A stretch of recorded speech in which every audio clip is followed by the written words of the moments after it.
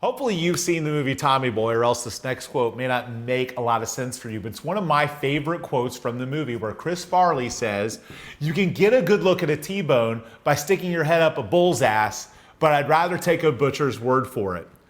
So today, I want to talk to you about why sticking your head up a bull's ass might help your real estate business.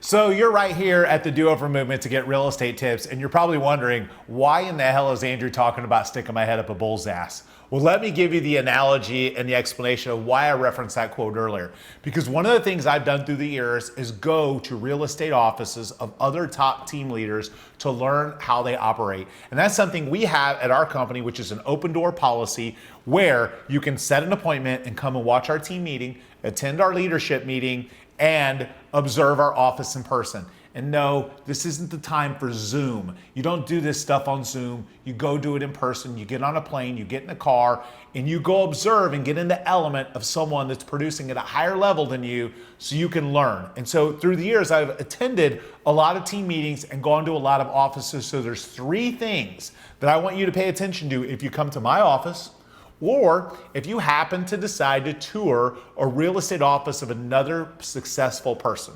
So the first thing I want you to look for are items that relate to their culture. You want to look for their core values, you want to look for their mission statement, and you want to look to see the decor in terms of how it sets the work environment. Because the work environment and how positive it is a sign to how positive the company is and how growth oriented they are.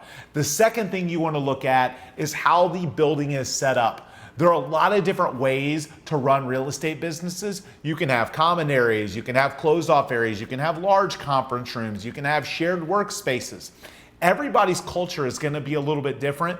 And when I've gone around the country and looked at other real estate teams' offices, I've seen how their office is set up, and I've taken things back to my business and learn from it.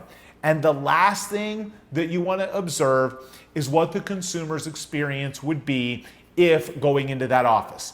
How does it operate? How do they get to the reception? What are the marketing impressions that consumer might see? How is the presentation to the consumer in terms of what they're selling, and how the office setup can impact positively the customer experience and sales in general. So hopefully these three tips about how to get your head and look at bull's ass to learn how to operate and run a real estate team by observing the office environments of other teams. So continue to follow us right here at the Do-Over Movement. We're going to help you avoid mistakes, learn from your mistakes, and grow a profitable real estate business.